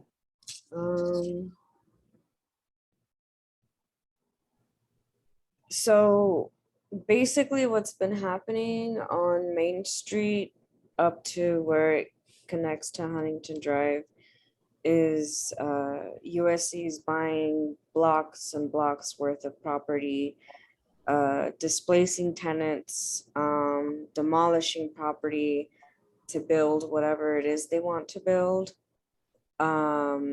And there's absolutely no accountability, no oversight in the fact that they are completely taking over Lincoln Heights. And this is stuff that we are supposed to be protected against. For example, in my building, although we are rent controlled, we don't have any sort of other protections, whether it be historical preservation protection or something of the nature that would protect us from, for example, demolishing the building and building luxury apartments or luxury dorms, whatever it is that they're doing.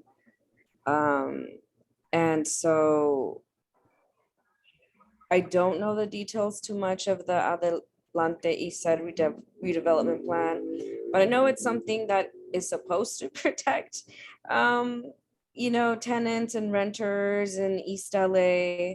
However, no one is really monitoring that. Nobody is really holding anybody accountable. Maybe Sarah can elaborate on exactly what Adelante Eastside redevelopment plan entails. But basically, what this letter would be is to create the ordinance to halt any more buying from USC from property of Lincoln Heights.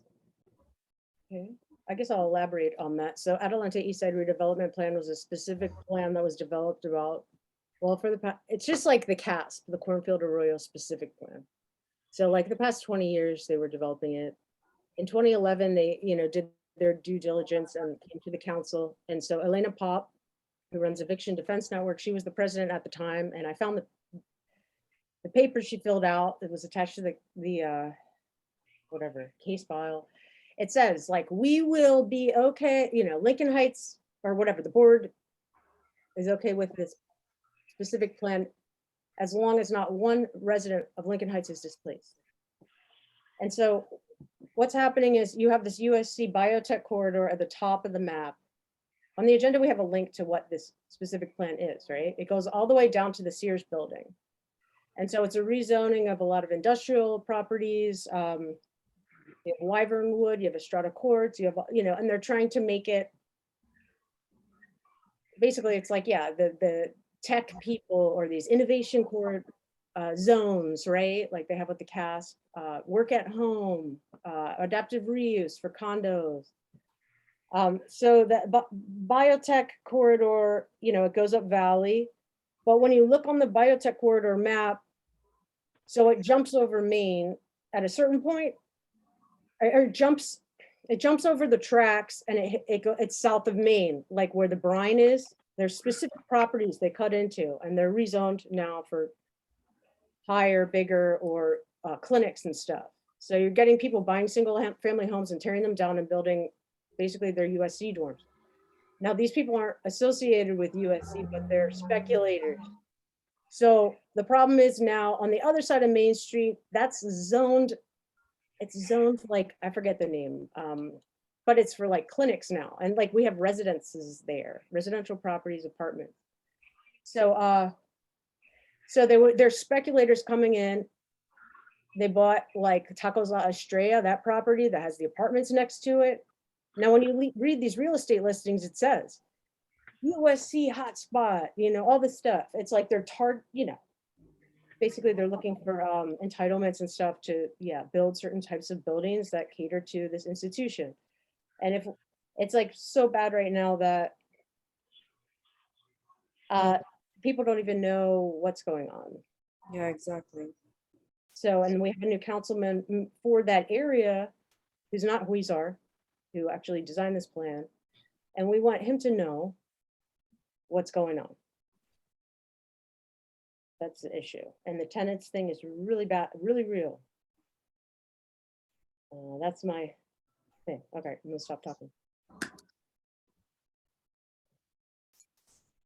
All right. Any other board member comments? We have Annalee.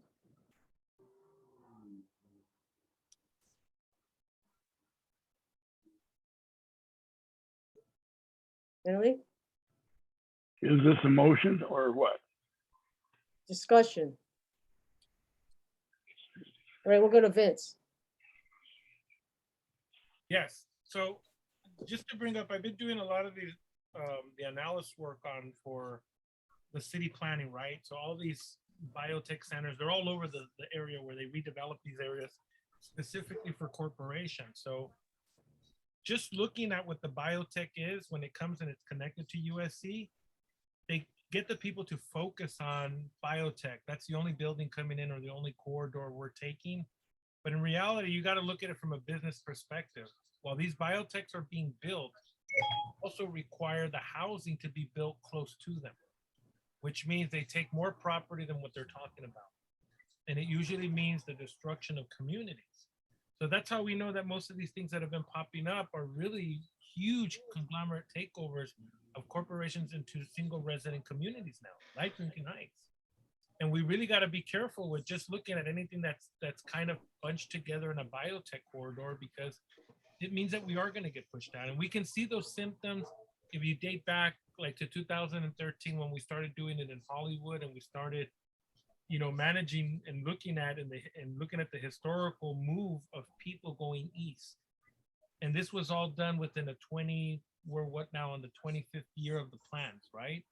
Where all of them are starting to come to fruition and they're moving like soldiers forward, just destroying our community. So, you know, with our newly elected officials, we really got to sit with them and talk to them about these areas to yes, create these anti-gentrification zones, but be very specific on how RSO fits into it, how the planning commission fits into it, and the policies that are in place, because there's a lot of policies that are going to need to be changed. Thank you. Thank you, Vince. We have Melanie. Should Jessica be moved over as panelist now? Who? Yeah, Jessica be moved to panelist. Yeah, she can't vote because she hasn't taken her training though, right? Yeah. But yeah, I just want to say a lot of these specific plans were, you know, conceptualized 20 years ago, and now they're being put into effect, right? And so many aren't equitable anymore, and they need to be definitely revised. And the USC stuff that's happening in Lincoln Heights, it's not an anomaly. They've already gone through it in West Adams. And so there's a huge already documented struggle. So that's where I got the phrase anti-gentrification zones. They've been fighting for those. So.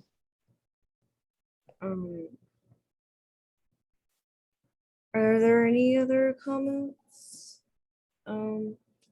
I do have stuff that I want to add to the letter. I think that we need to add more urgency to the fact that people are losing their homes at such a rapid rate, and it's creating homelessness. And even when they do offer compensation, we see how expensive everything around us is. That's not going to last long. And there's nothing affordable around us anymore. The building where I'm living is like one of the last few affordable apartments left. If there is a plan to demolish this for luxury apartments, there's nowhere else my neighbors and I can go. I think that we have to add a lot more of that for them to even consider implementing an ICO. And it's disheartening to know that the people in power right now, they've done everything pro USC. And just the accelerated gentrification happening in Lincoln Heights is not a coincidence, and it's not a free market or whatever you want to call it. It's very calculated, and it's aided. It's been given a fast track for it to happen. And that needs to stop. That's not okay. That's completely unethical. And I've had it. I think Lincoln Heights needs to seriously start a revolution, because if it's going to get worse, it's ethnic erasure is what it is. Where are we supposed to go? Yeah. I know so many people that are commuting from Palmdale and Hemet, because and even those places are like not affordable anymore. And like, what happens when we move out to the desert and LA is way too expensive, overcrowded?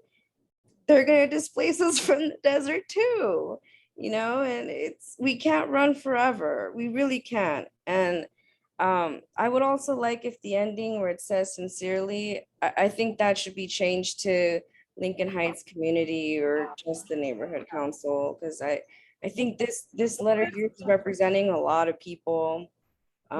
And like, Bernie, you're right. I didn't have much time to write the letter, so I just wanted to. Oh no, yeah, for sure. No, I'm just. What I want to do, we could table this and then we could approve this and then do a zinger letter, more honed in. the urgency is that it doesn't matter if your place is RSO or not. If it's Ellis acted, you're out. And so I just want to make a statement right now that those green apartments where the brine is and those back houses, they're still there, and they were given notice that they have to get out because those sites are going to be torn down now. Yeah, They had no choice, okay? And so that's what it's getting down to is exactly. that Adelante Eastside Redevelopment Plan is rezoning PF sites, public facilities for like Benny Boy Brewery. Yeah. And then we have to call in like, well, that's not right. And they say, oh yeah, that was an error in the zoning, I guess. And Yeah. no, that's not what's going on. So. No, I totally agree. Should we, Vince, what's your opinion? We want to maybe do one and then do another. This is not time sensitive, correct? Do we have anything No. timeline on? Because if we do, we should approve it. If we don't, we could actually bring it back, reinforce the letter, and maybe even give a suggestional map on how these, you know, these anti-gentrification zones would look like or where they should be. So the next meeting is not till July 7th, and we do have a sort of urgency with this, with the sale of multiple properties. I would say let's move to pass it then. Yeah. So I'll make the motion to approve the letter. We have okay. Board discussion. We have 2 more hands up. Okay. I'll Actually- second if we need a second. I heard somebody say I second, but I didn't catch It's who it was. Melanie. Okay. Melanie. All right. Whoever. Board discussion. We have Diana. Hi, I just like to make a comment about how messed up this whole situation is. Like you guys said, this was in like the 2025 year of this plan, right? Well, I'm barely 18. Some of my classmates are even like 17. So like this entire plan was put into place before we were born. And my classmates, we're already like, we even like during our graduation, right? Oh, cause like I had my graduation today. I don't have my diploma till tomorrow though. So I'm still youth rep for the day. But, so yeah, we were just discussing how it was so weird to have people who didn't look like us come into our neighborhood and treat us as though we didn't belong. And I definitely think it's due to efforts such as the one that in the letter, so that's the ones like the letter was mentioning. And like some of my classmates that had to move out before the pandemic, somebody lived in Lincoln Heights. Now she lives in Huntington Beach, but she still like travels to go to the school because like she just can't, because she just like she wants to stay with us, you know. She's always been in Lincoln Heights. Why should, just because her rent gets too high because of some corporation, that she can't be part of the community anymore? It's so messed up, and I wish there was just like a way we could change this. And I think the letter would really be a step in the right direction if people actually noticed. Well, put people as in politicians. The people always notice. The politicians don't.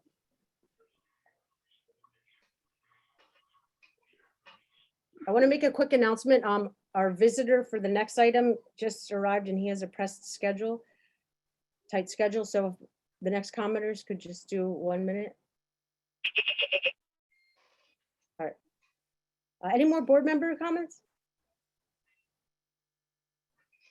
No. Okay, so any public comments? Yeah, 1 minute. Yeah, I'm not sure if you called on me, sir, or not. Sorry. Sorry, I took over. Yes. So we have to rely on our 3rd place mayoral finisher.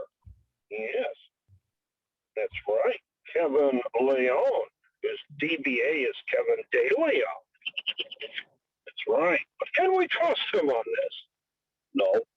Yes, see, that's the problem. Yes, these elected criminals, how they are, because they love developers, because developers do so many good things for you, and you're their buddies.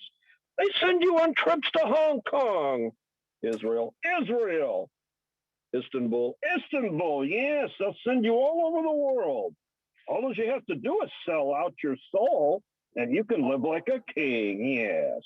But are we going to do this here? No.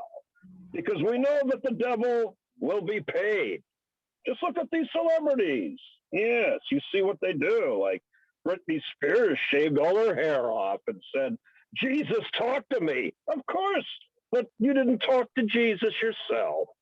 And the gentrification is the work of the greed and the filth of the developer animals.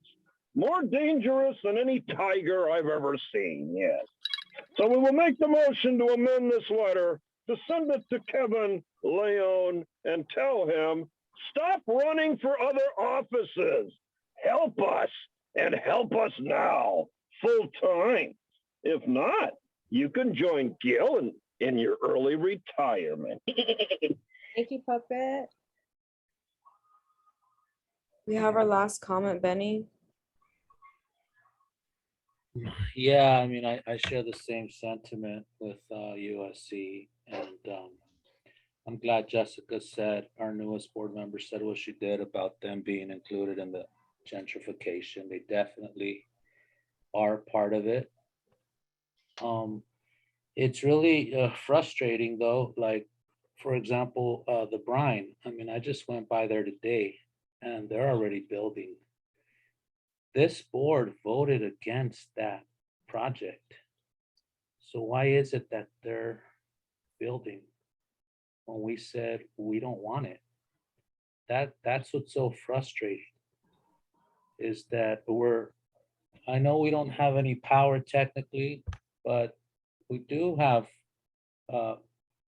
power, so to speak, because we represent the community. And when we say we don't want it, and then in reality, you're seeing it being built, it's like, what the hell is going on here? You know? So, I mean, I'm just frustrated myself. And, you know, I agree that this is a very important step, but I agree that it needs more teeth. We need to definitely spend more time on the letter in order to make it more effective. And I also believe that, yeah, this is a step in the right direction, but you know, I would like to do more. Thanks.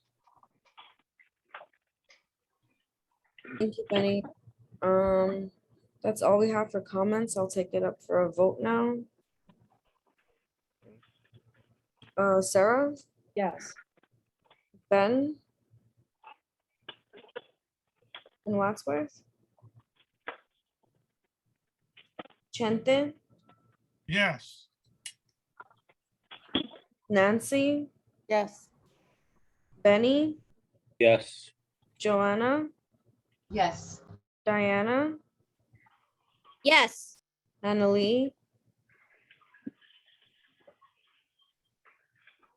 Melanie? Yes, sorry, yes. And yes for Mel too. Lydia? Yes. Gil?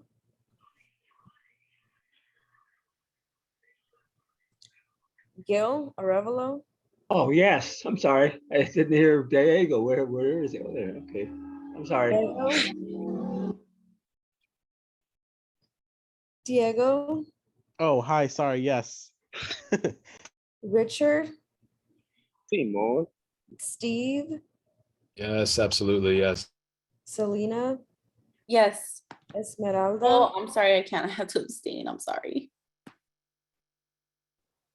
Yes. Esmeralda? And Ben Wadsworth? Yes. It's unanimous motion. Oh, wait, no. 16 yes, 1 abstain, motion carries. Motion carries. Thank you, everybody. The letter will be sent. All right, so now we have a visitor. Fernanda, could you bring over attendee whose phone number ends in 032? So we're going to move on to item number, we're going to go back to item 9. So this is discussion and possible action on letter to city attorney, CD14 Kevin De Leon and LAHSA LA Homeless Services Authority regarding a Lincoln Heights resident wrongfully removed from Project Roomkey at LA Mall. So we have a little letter and he is on the line, and I just want to kind of preface it. Yeah, Snake has been a member of our community for 30 maybe years. professional security guard, licensed, working the whole time, been evicted and displaced because of real estate investors, right, out of SRO units. So he was just recently kicked out of this Project Roomkey for a reason that's totally unfounded. So, Snake, are you here? He's been unmuted. I think he still needs to Oh, press yeah. *9. Snake, press *9.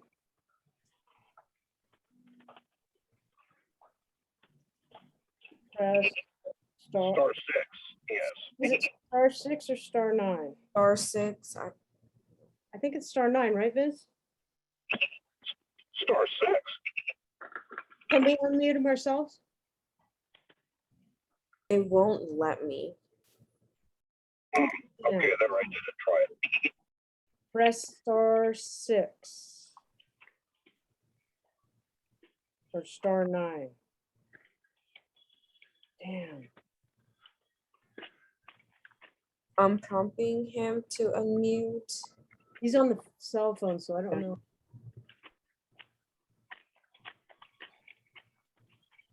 You are being prompted to unmute.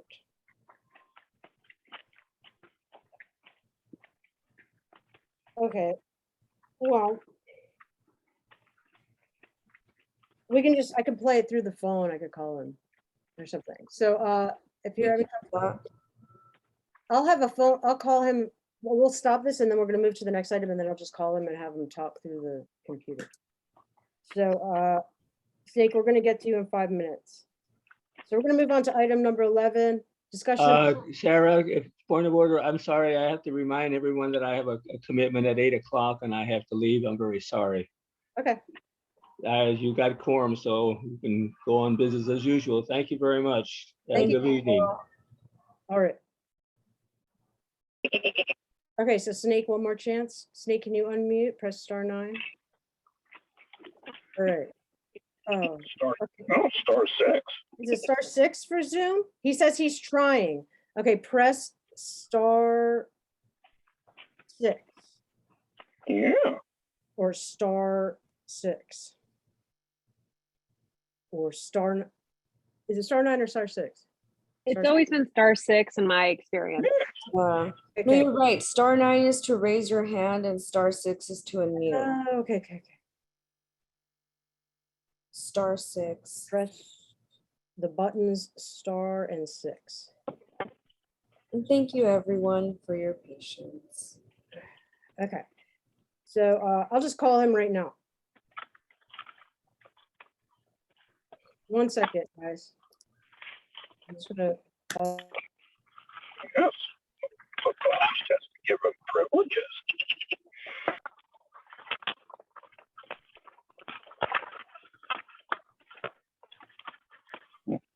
Where the hell did you learn all this?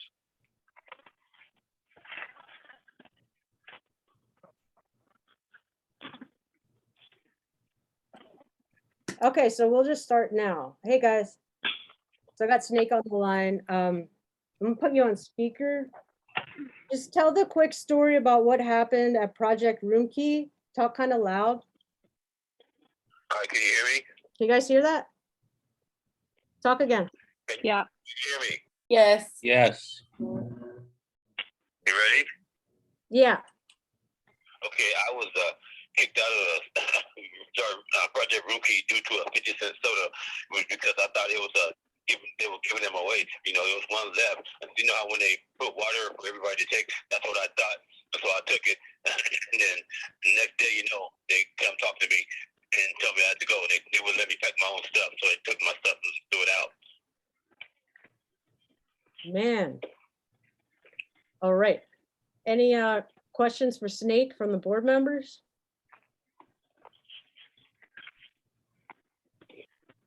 Snake, okay, so Mel, Snake, let me know if you can hear this. So Mel, yeah? I can hear it. Hey, Snake. Hey, Snake. I'm sorry for what happened to you. I know that sometimes you sell things. Did they throw away all of your stuff that you know, like your shirts and stuff? They get rid of all of your all that as well? On my bags and they didn't want to let me pack it myself. They didn't want to let me go inside and get it myself. They put it in my bags and threw it on the thing so I could come and get it. then Snake, you're a full-time, you're a security guard, right? And you've been employed. That is correct. So, all right. Yes. Esmeralda? Hello?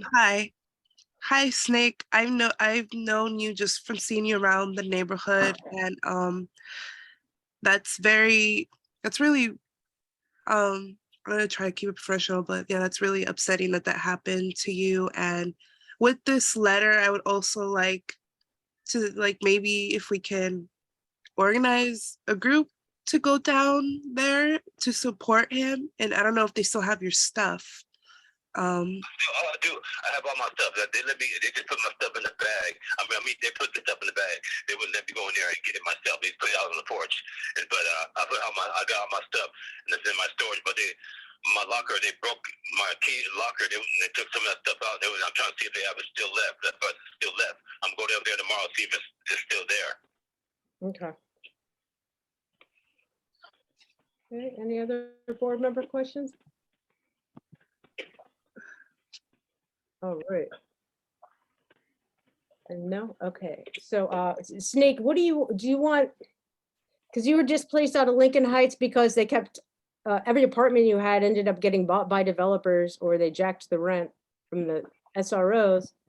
Do you want, you have a job, like you just want affordable housing that's not a 1-bedroom apartment that's $1,800 or $2,000, correct? That is correct. I want at least a 1-bedroom that's cheaper than that, but that's why I'm trying to get Section 8, and I'm trying to wait for my worker to put me in another Project Roomkey so they can give me that 3-month, with that 1 year free rent, and then go from there. That's all I'm looking for. And then how much when you had an apartment above the check cashing place at 5 Points, how much did that apartment used to be? Maybe at least 9, if it's a 1-bedroom, at least 950. No, the when you had the apartment at 5 Points, above the check cashing. Oh, I was only paying, when I first moved here, I was paying $350, but now I was paying like $550 on the left before I left. Yeah, now it's like $1,500. All right. It's still empty. They're not doing nothing to it. Yeah. Okay. Cool. Thank you, Snake. Any other board member questions for Snake? All right. So any public questions? Thank you for being here today, Snake. No problem, man. I'm back in my storage now. Yeah, sorry that happened to you. It's all good. It's all good. Yeah. All right. So thank you, Snake. I guess I'll just leave it on. We're gonna have a comment from the public right now. We have Goat Puppet. Goat Puppet. All right. All right. Yes. So you heard the story. Yes, this isn't a filtered story. You have a guard card. You have to pass severe background checks. You have to be certified, competent to hold a firearm to do that. And you're not safe enough to go in to get your stuff? I don't understand this. This must be the work of Jose Huizar. And his friends at City Hall are still fucking with people in CD14 and 1, apparently. Wow, how about that?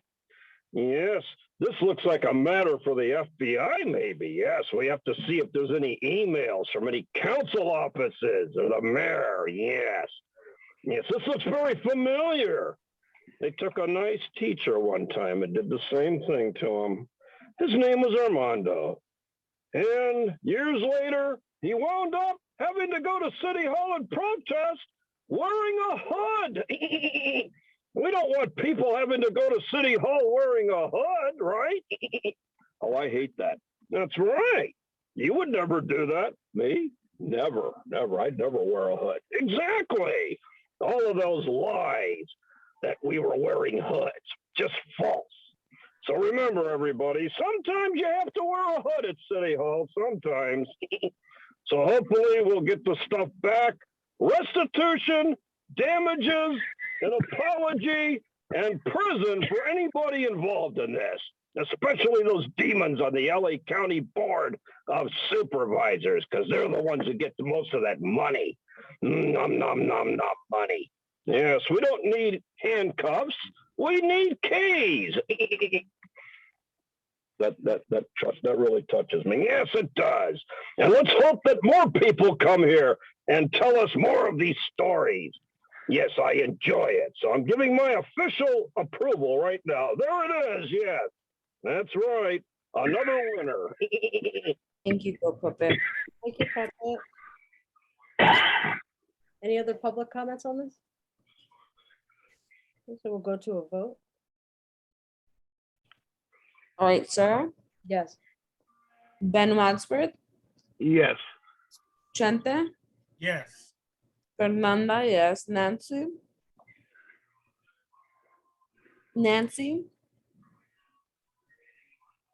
Benny, Yes. Joanna, Yes. Diana, Yes. Annalie, Yes. Melanie, Yes. Didia, Yes. Diego, Yes. Gil is not here, Richard, Simon. Steve, Yes. Selena, I abstain. Esmeralda, Yes. Nancy, Yes. 15 yes, 1 abstain, motion carries. Motion carries. Thank you, guys. All right, we have just a couple more items here. These are little happy items. So item 11. Bernetta, could you pull up the supporting document of the 4th of July? It's a PDF or a JPEG, or it's a JPEG, I think. I sure can. Give me 1 sec. So discussion and possible action on Lincoln Heights Neighborhood Council booth at Lincoln Park on 4th of July, at the Lincoln Park 4th of July event, which is scheduled for June 26th. So this is a booth that was offered to us from the MPG applicant. I guess it's Plaza de la Raza. They offered us a booth at the event. And so I just kind of wanted to pull up the flyer. I guess the thing is this, when the council gives MPG money, is that an endorsement or like what does it all mean, right? So I just want to pull up this flyer so everybody can see it. It's not opening. Oh, I'll just. Fireworks show? Oh, damn. Oh, it's a PDF signable form? Darn it.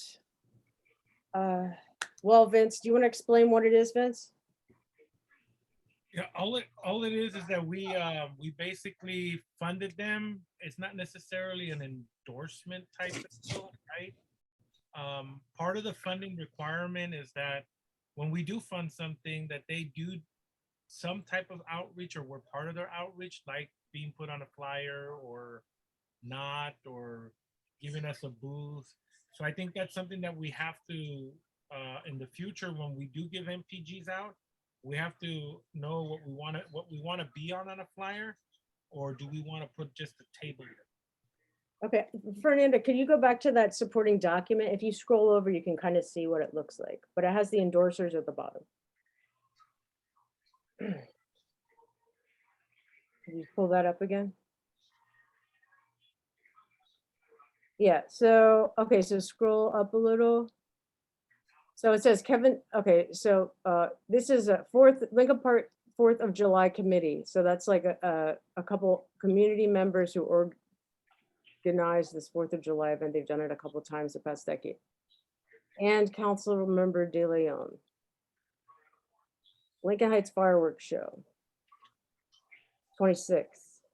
But can you scroll down a little? So we can see the endorsements. So it's got these logos at the bottom, KDL in the center. It didn't always used to look like this. It was actually Lincoln Heights Neighborhood Council was part of the organization of it. Well, there is 12 logos down there, and we're one of them. I have seen the flyer. It has Yeah, San Antonio Winery, Griffles, PDL. Yeah, I just didn't know that by giving the money, then it's like a, anyway, do we have to vote on having a table there, Vince, or what? No, we don't. We can just take it. All we really will need is who will be tabling it. So if there's any volunteers there, or want to volunteer. We have a table and stuff. Yeah, they were wondering if we wanted to, they were like asking, are you going to be part of the thing or not? And I kind of said, hey man, we got a table. It's our park, you know, we'll probably figure something out. But yes. We have Esmeralda's hand up. Do you want to volunteer? I can volunteer. Cool. Okay, and I'll volunteer with Esmeralda. I don't want just anybody to be there alone. Oh yeah, I was gonna say, I think that I just have to double check. I think that I can volunteer on that day too. I have to just double check. So. And Vince, if like the board just can't, it can't be more than quorum or half of quorum, correct? So it has to be less than Correct. 6 people or what? Half of 14. 7. All right, cool. I'll volunteer too. Cool. Yep. Yeah, I might be available also. Rock and roll. So I guess this will kind of go through the events committee, right? So I guess email, if you want to be part of it, email Esmeralda. Yeah. Yeah, that's good. Esmeralda can be the point person for the event, and then I'll email her, and then we'll coordinate. Cool. So that's June 26th, 4th of July at Lincoln Park. Okay, so then we'll move on to another item. So it's about art. Sarah, before we move, I think Diego had his hand up. Yeah, Diego? Oh, sorry. I know. I was just gonna say that I can support if needed, but I also have, I'm busy, but I can help if I need if I'm needed. Gosh, that was long-winded. Cool. Thank you, Diego. All right. So no action on that item. We'll move on to the next. Item 12, discussion and possible action on LHNC participation in Utility Box Mural Program. I realize this involves funds, right, Vince? Yeah. It's a program through CD14. They haven't updated it totally yet for 2022. So maybe we'll just wait on that.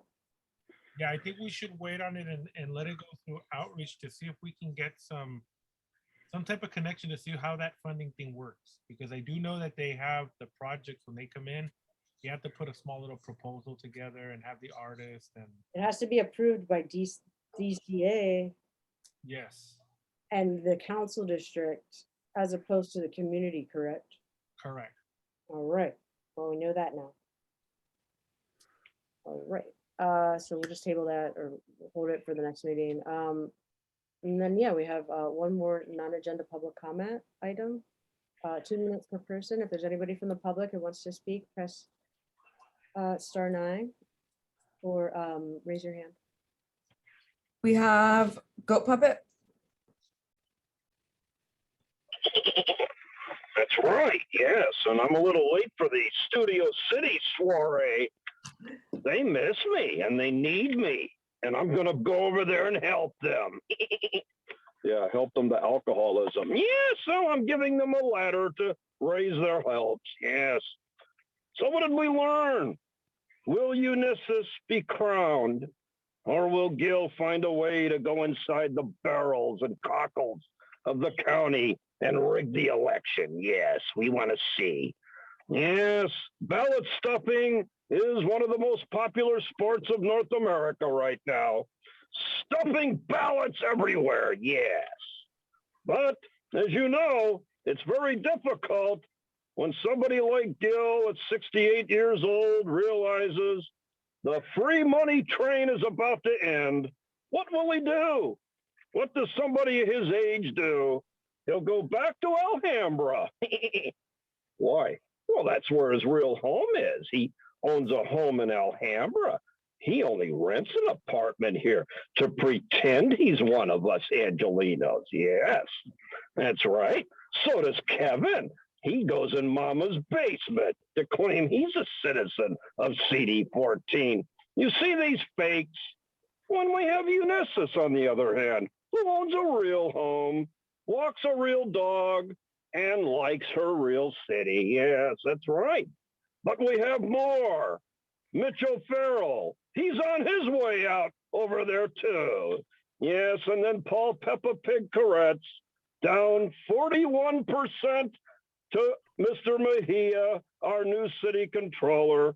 Yes, and I want Rick Caruso, if you're listening to me, he is, spend all the rest of your money because you're going to lose to Karen Bass, and I want you to go bankrupt trying to buy the mayor's office. Yes, that's right. Yes, as you can see, I still can't be bought and sold. I might be an animal, but I'm not for sale. Yes. Continue the good work, because when we had that debate online and you gave out the link, we had 89 additional people that were in the chat room, like Rob Kwan, talking about the FBI the whole debate while Gil sweated. Yes, if you haven't seen it, it's must-see TV. And of course, remember, I can't go and speak at the city council meeting tomorrow because the police department wants my personal medical history. That's right. Yes, we need to stop that. I need to get back in there and talk to my friends. Well, thank you, Puppet. Thank you for closing out. Any other public comment? 2 minutes? Don't see any. Okay, so then our final motion. Adjourn. Adjournment. Do we have a second? Second. It was great being your youth representative for the year. Diana, no. Fail and stay one more year as a senior. I'll talk to my principal. I can still redo a year if I really wanted to. Thank you for your service. You are irreplaceable. Thank you. Where you I'm go? gonna miss you guys too. Where you going? Harvard? Two.